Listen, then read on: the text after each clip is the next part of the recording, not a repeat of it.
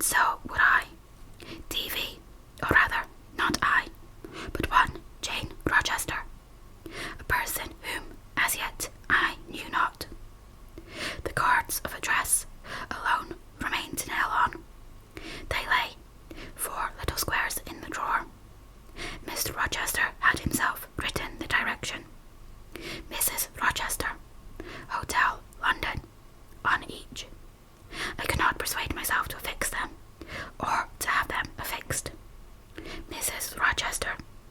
She did not exist.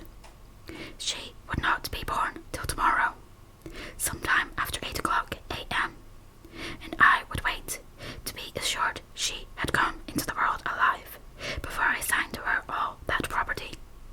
It was enough that in yonder closet, opposite my dressing table, garments said to be hers had already displaced my black stuff low-wood frock and straw bonnet, for not to me appertained the suit of wedding raiment, the pearl-coloured robe, the vapoury veil pendant from the usurped portmanteau.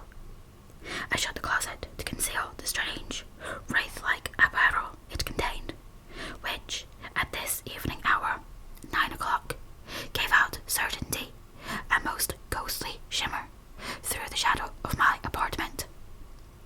I will leave you by yourself, white dream, I said.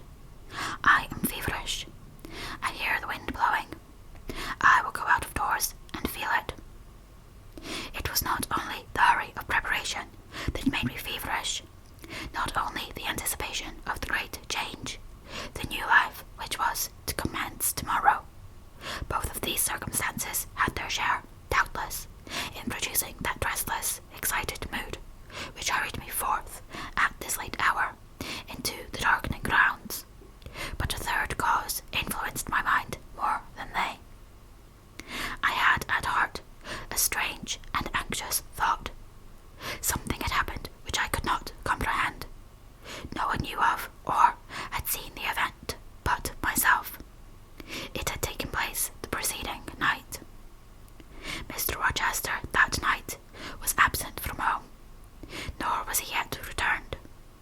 Business had called him to a small estate of 2 or 3 farms he possessed, 30 miles off. Business it was requisite he should settle in person, previous to this meditated departure from England. I waited now his return, eager to disburthen my mind, and to seek of him the solution of the enigma that perplexed me. Stay till he comes, reader, and when I disclose my secret to him, you shall share the confidence.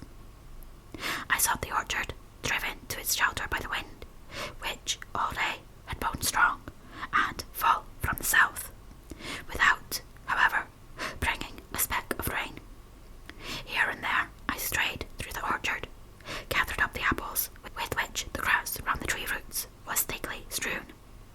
Then I employed myself in dividing the ripe from the unripe.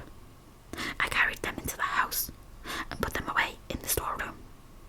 Then I repaired to the library to ascertain whether the fire was lit, for, though summer, I knew on such a gloomy evening, Mr. Rochester would like to see a cheerful hearth when he came in. Yes, the fire had been kindled some time, and burnt well. I placed his armchair by the chimney corner. I wheeled the table near it. I let down the curtain, and had the candle brought in ready for lighting.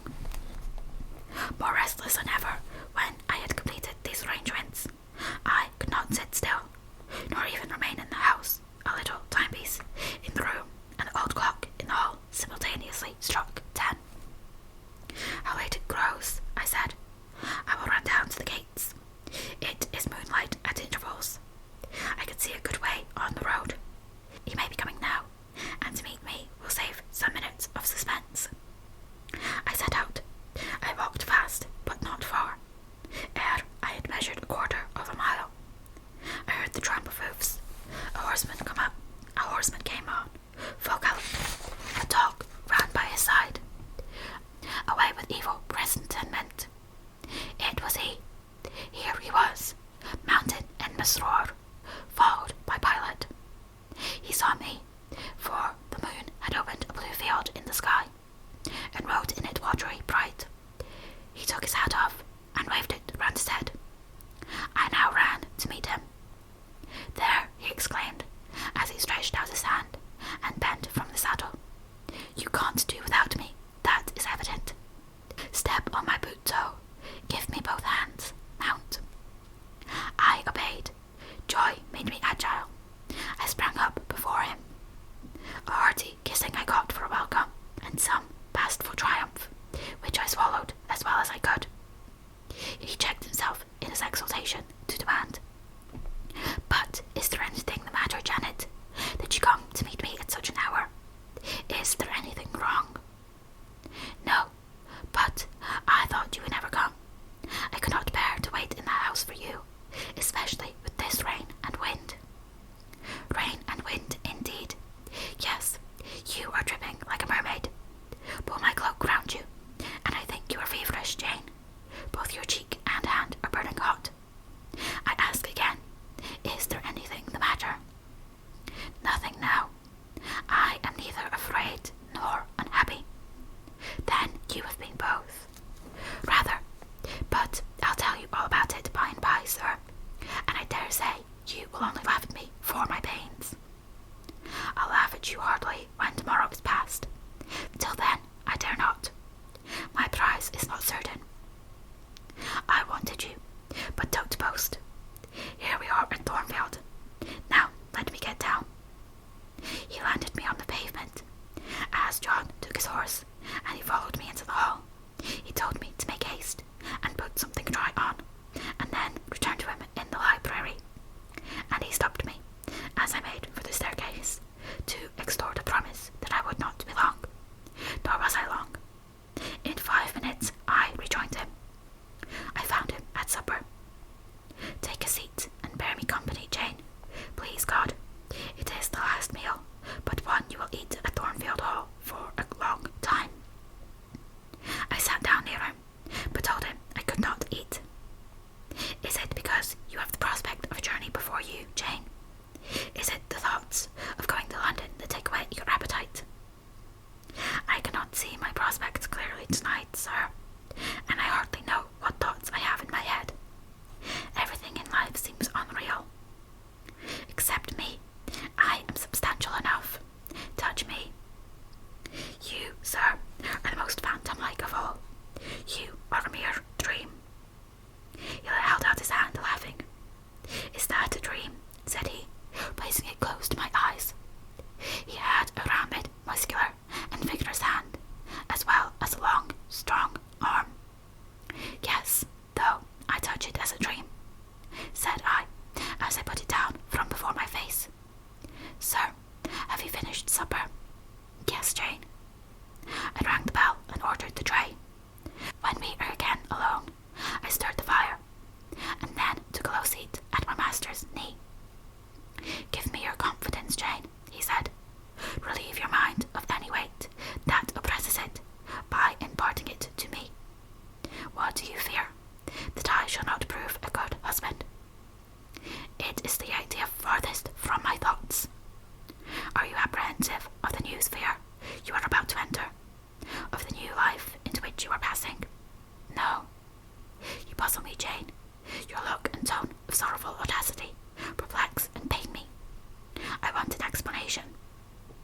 Then, sir, listen. You were from home last night. I was.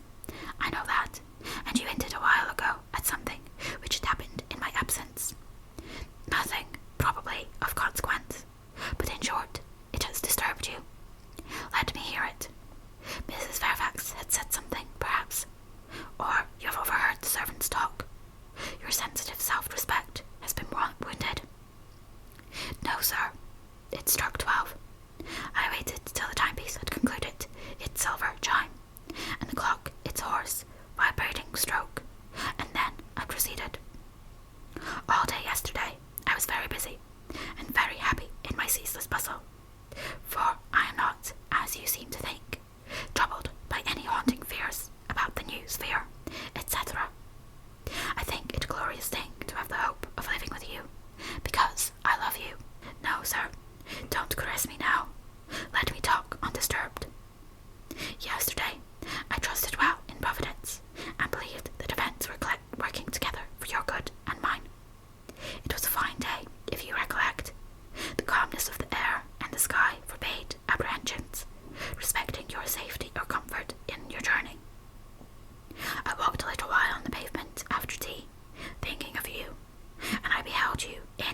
occasion so near me.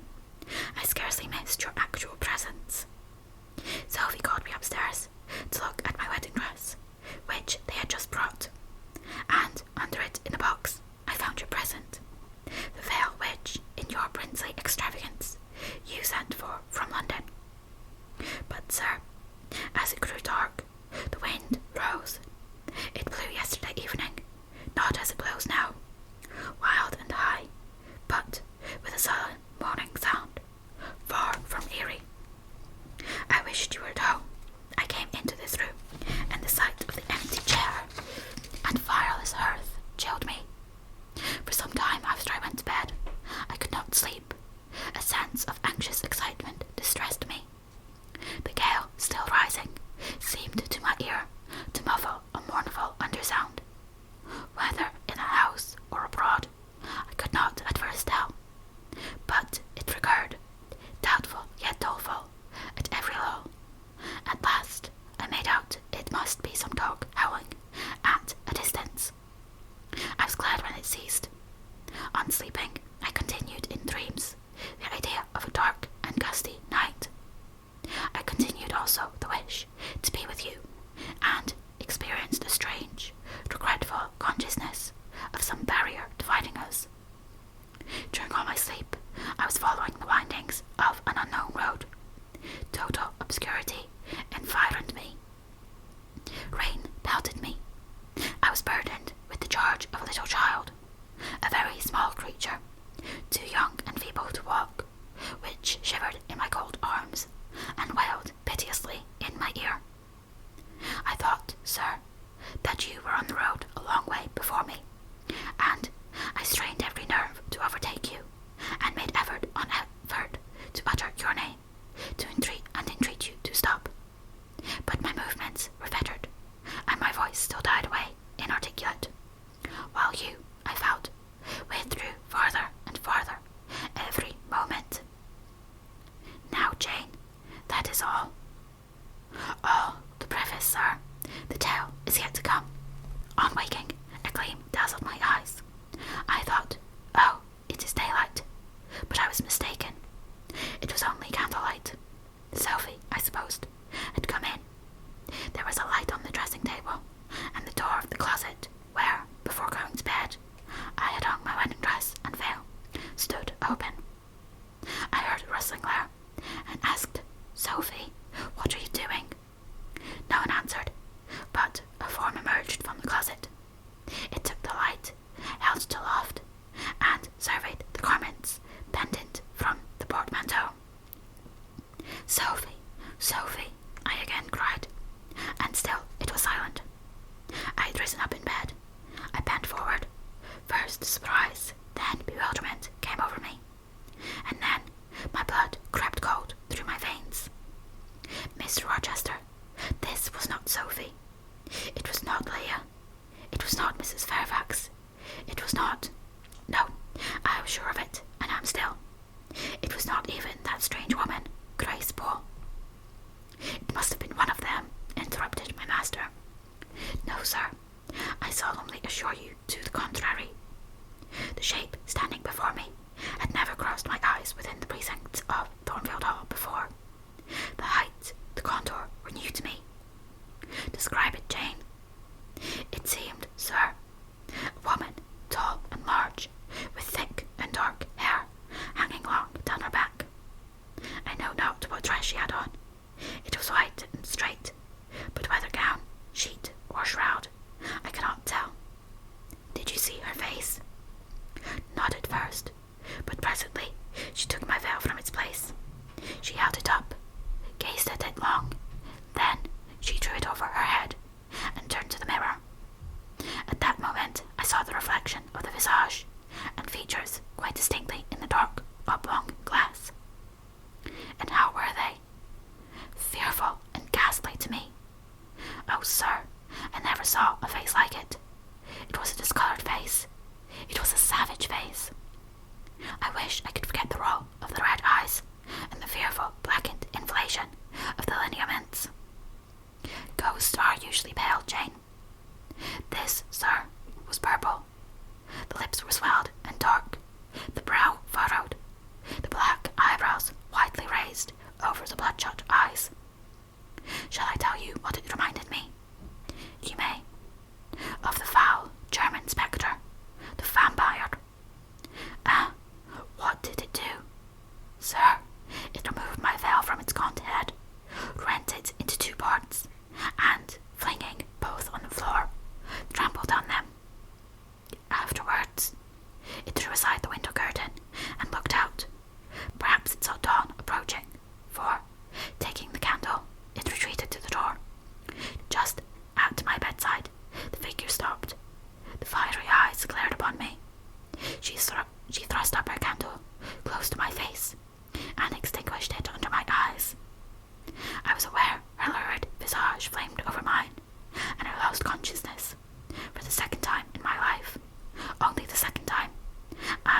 insensible from terror. Who was with you when you arrived? No one, sir, but the broad day. I rose, bathed my head and face in water, drank a long draught, felt that, though enfeebled, I was not ill, and determined that to none but you would I impart this vision. Now, sir, tell me who and what that woman was. The creature of an overstimulated brain, that is certain. I must be careful of you, my treasure. Nerves like yours were not made for rough handling. Sir, depend on it, my nerves were not in fault. The thing was real. The transaction actually took place. And your previous dream? Am I severed from you by insuperable obstacles? Am I leaving you without a tear, without a kiss, without a word? Not yet. Am I about to? Why, the day has already commenced, which is to bind us indissolubly, and when we are once united, there should be no recurrence of these mental terrors. I guarantee that. Mental terrors, sir. I wish I could believe them to be such. I wish it more now than ever, since even you cannot explain to me the mystery of that awful visitant. And since I cannot do it, Jane, it must have been unreal. But, sir, when I said so to myself on rising this morning, and when I looked round the room to gather courage and comfort from the cheerful aspect of each familiar object in daylight, there, on the carpet, I saw what gave the distinct lie to my hypothesis. The veil, torn from top to bottom in two halves. I felt Mr. Rochester start and shudder. He hastily flung his arms round me. Thank God, he exclaimed, that if anything malignant did come near you last night, it was only the veil that was harmed. Oh, to think what might have happened. He drew his breath short and strained me so close to him I could scarcely pant. After some minutes of silence, he continued cheerily. Now, Janet, I'll explain to you all about it. It was half dream, half reality. A woman did, I doubt not, enter your room, and that woman must have been, Grace Poole. You call her a strange being yourself. From all you know, you have reason so to call her. What did she do to me? What, Mason? In a state of sleeping and waking, you noticed her entrance and her actions. But feverish, almost delirious as you were, you ascribed to her a goblin appearance, different from her own. The long, dishevelled hair, the swelled black face, the exaggerated stature, were figments of imagination, results of nightmare. The spiteful tearing of the veil was real, and it is like her. I see you would ask why I keep such a woman in my house. When we have been married a year and a day, I will tell you, but not now. Are you satisfied, Jane? Do you accept my solution of the mystery? I reflected, and in truth it appeared to me the only possible one. Satisfied I was not, but to please him, I endeavoured to appear so. Relieved I certainly did feel, so I answered him with a contented smile. And now, as it was long past 1, I prepared to leave him. Does not Sophie sleep with Adele in the nursery? He asked, as I lit my candle. Yes, sir. And there is room enough in Adele's little bed for you. You must share it with her tonight, Jane. It is no wonder that the incident you have related should make you nervous, and I would rather you did not sleep alone. Promise me to go to the nursery. I should be very glad to do so, sir. And fasten the door securely on the inside. Wake Sophie when you go upstairs, under pretence of requesting her to rouse you in good time tomorrow, for you must be dressed and have finished breakfast before 8. And now, no more somber thoughts. Chase dull care away, Janet. Don't you hear to what soft whispers in the wind has fallen? And there is no more beating of rain against the window panes. Look here. He lifted up the curtain. It is a lovely night. The night is serene, sir, and so I and so am I. And you will not dream of separation and sorrow tonight, but of happy love and blissful union. This prediction was but half fulfilled. I did not indeed dream of sorrow, but as little did I dream of joy, for I never slept at all. With little Adele in my arms, I watched the slumber of childhood, so tranquil, so passionless, so innocent, and waited for the coming day. All my life was awake, and astir in my frame, and as soon as the sun rose, I rose too. Chapter 25. Sophie came at 7 to dress me. She was very long indeed in accomplishing her task, so long that Miss Rochester, grown, I suppose, impatient of my delay, sent up to ask why I did not come. She was just fastening my veil, the plain square of blonde after all, to my hair with a brooch. I hurried from under her hands as soon as I could. "Stop," she cried in French. "Look at yourself in the mirror. You've not taken one peep." So I turned at the door. I saw a robed and veiled figure, so unlike my usual self that it seemed almost the image of a stranger. "Jane," called a voice, and I hastened down. I was received at the foot of the stairs by Mr. Rochester. "Jane, are you ready?" I rose. There were no groomsmen, no bridesmaids, no relatives to wait for, or marshal. None but Mr. Rochester and I. Mrs. Fairfax stood in the hall as we passed. I would fain have spoken to her, but my hand was held by a grasp of iron. I was hurried along by a stride I could hardly follow, and to look at Mr. Rochester's face was to feel that not a second of delay would be tolerated for any purpose. I wonder what other bridegroom ever looked as he did, so bent up to a purpose, so grimly resolute, or who, under such steadfast brows, ever revealed such flaming and flashing eyes. I know not whether the day was fair or foul. In descending the drive, I gazed neither on the sky nor earth. My heart was with my eyes, and both seemed migrated into Mr. Rochester's frame. I wanted to see the invisible thing, on which, as we went along, he appeared to fasten a glance fierce and fell. I wanted to feel the thoughts whose force he seemed breasting and resisting. At the churchyard wicket he stopped. He discovered I was quite out of breath. "Am I cruel in my love?" he said. "Delay an instant. Lean on me, Jane." As we entered the quiet and humble temple, the priest waited in his white surplice at the lowly altar, the clerk beside him. All was still. 2 shadows only moved in a remote corner.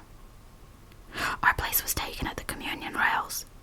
Hearing a cautious step behind me, I glanced over my shoulder. A stranger, a gentleman evidently, was advancing up the chancel. The service began. The explanation of the intent of matrimony was gone through, and then the clergyman came a step further forward, and, bending slightly towards Mr. Rochester, went on. "I require and charge you both, as ye will answer at the dreadful day of judgment, when the secrets of all hearts shall be disclosed, that if either of you know any impediment why ye may not be lawfully joined together in matrimony, ye do now confess it, for be ye well assured that as many are as coupled together, otherwise than God's word doth allow, are not joined together by God, neither is their matrimony lawful." He paused, as the custom is. When is the pause after that sentence ever broken by reply? Not perhaps once in 100 years, and the clergyman, who had not lifted his eyes from his book, and had held his breath out but for a moment, was proceeding. His hand was already already stretched toward Mr. Rochester, as his lips unclosed to ask, "Wilt thou have this woman for thy wedded wife?" When a distinct and near voice said, "The marriage cannot go on. I declare the existence of an impediment." The clergyman looked up at the speaker and stood mute. The clerk did the same. Mr. Rochester moved slightly, as if an earthquake had rolled under his feet. Taking a firmer footing, and not turning his head or eyes, he said, "Proceed." Profound silence fell when he uttered that word, with deep but low intonation. Presently Mr. Wood said, "I cannot proceed without some investigation into what has been asserted, and evidence of its true or falsehood." "The ceremony is quite broken off," subjoined the voice behind us. "I am in a condition to prove my allegation, and an insuperable impediment to this marriage exists." Mr. Wood seemed at a loss. "What is the nature of the impediment?" he asked. "Perhaps it may be got over, explained away." "Hardly," was the answer. "I have called it insuperable, and I speak advisedly." The speaker came forward and leaned on the rails. He continued, uttering each word distinctly, calmly, steadily, but not loudly. "It simply consists in the existence of a previous marriage. Mr. Rochester has a wife now living." Without speaking, without smiling, without seeming to recognize in me a human being, Mr. Rochester only twined my waist with his arm and riveted me to his side. "Who are you?" he asked of the intruder. "My name is Briggs, a solicitor of Street, London. And you would thrust on me a wife?" "I would remind you of your lady's existence, sir, which the law recognizes, if you do not." "Favour me with an account of her, with her name, her parentage, her place of abode." "Certainly." Mr. Briggs calmly took a paper from his pocket and read out in a sort of official nasal voice, "I affirm and can prove that on the 20th October A.D., a date of 15 years back, Edward Fairfax Rochester of Thornfield Hall, in the county of and Ferndean Manor in Shire, England, was married to my sister Bertha Antoinetta Mason, daughter of Jason Mason, merchant, and of Antoinetta Mason, his wife, a Creole at Church, Spanish Town, Jamaica.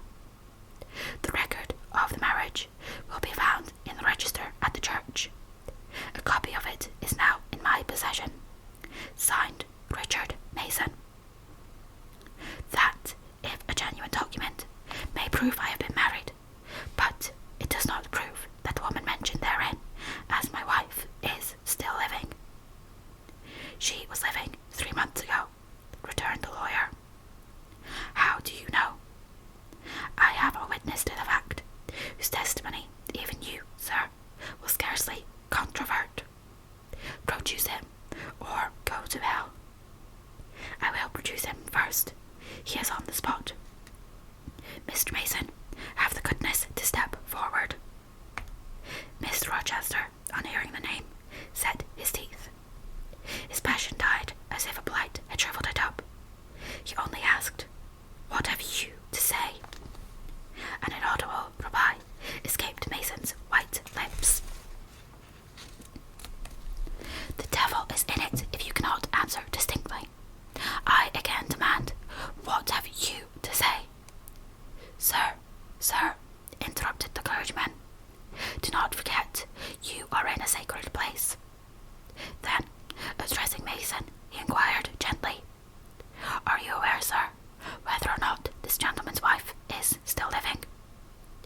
"Courage," urged the lawyer. "Speak out." "She is now at Thornfield Hall," said Mason, in more articulate tones. "I saw her there last April. I am her brother." "At the Thornfield Hall," ejaculated the clergyman. "Impossible.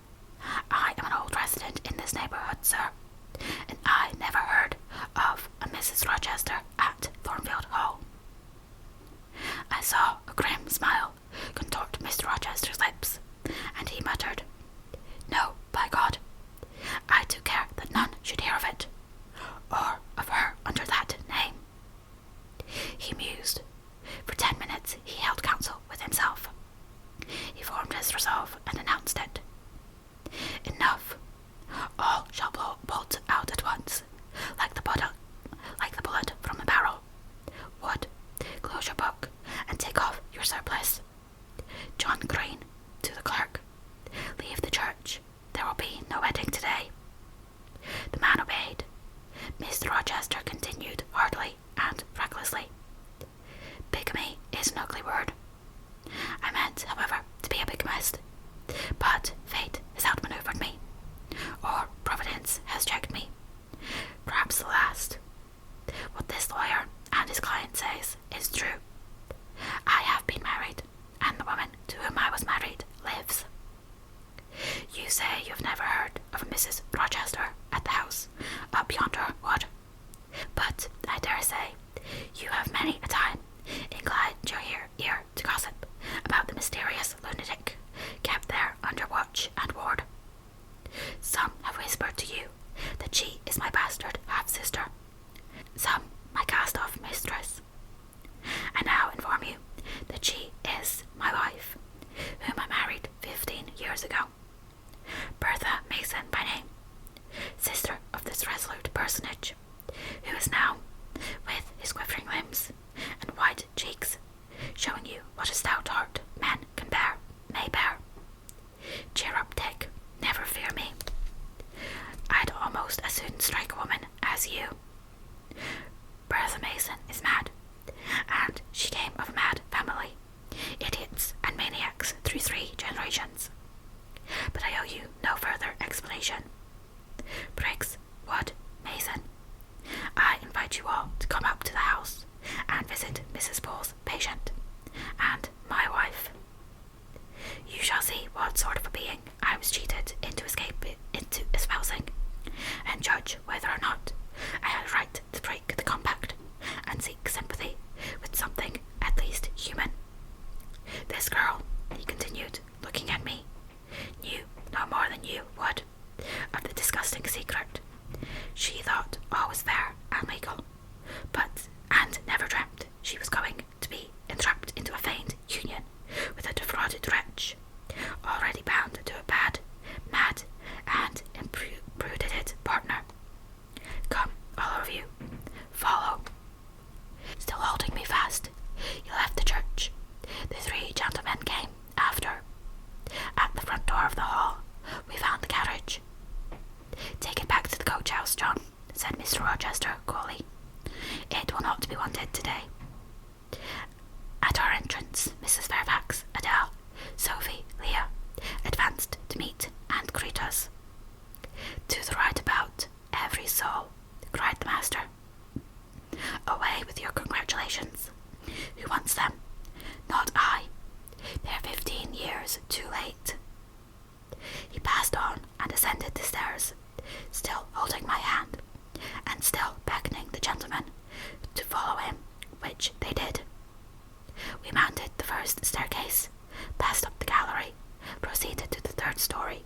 The low black door, opened by Mr. Rochester's master key, admitted us to the tapestried room, with its great bed and its pictorial cabinet.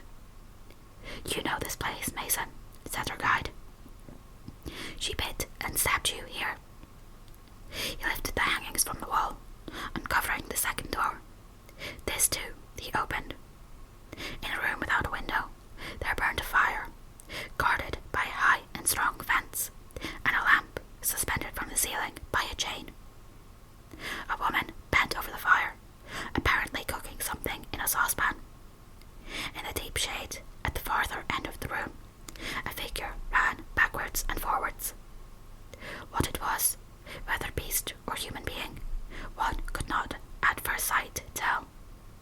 It grovelled, seemingly, on all 4s. It snatched and growled like some strange, wild animal. But it was covered with clothing, and a quantity of dark, grizzled hair, wild as a mane, hid its head and face. Good morning, Mrs. Pole, said Mr. Rochester. How are you, and how is your George today? We're tolerable, sir, I thank you, replied Grace Pole, lifting the boiling mess carefully onto the hob. Rather snappish, but not outrageous. A fierce cry seemed to give the lie to her favourable report. The clothed hyena rose up and stood tall on its hind feet. Ah, sir, she sees you, exclaimed Grace. You'd better not stay. Only a few moments, Grace. You must allow me a few moments. Where? Cried Grace. The 3 gentlemen